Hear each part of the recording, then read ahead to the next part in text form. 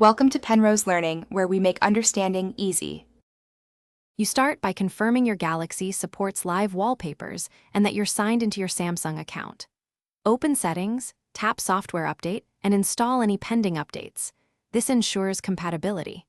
Once done, open Galaxy Store and update it. Make sure permissions for storage and display are granted. You want the device ready to receive live wallpaper packages and the store able to install them. This avoids failures later when applying the. You now fetch the live wallpaper you want. In Galaxy Store, search for live wallpaper packs, open the listing, and tap Install. Accept any runtime permissions. If you prefer an app from Google Play or an APK, make sure you enable Install Unknown Apps only for a trusted source. Once downloaded, the app will appear in your app list. Open it and follow its in-app setup to generate or select the animated scene you'll apply to the home screen. You finish by applying the live wallpaper. Long press the home screen, tap Wallpapers, choose the Live Wallpaper tab, select your installed animation and apply.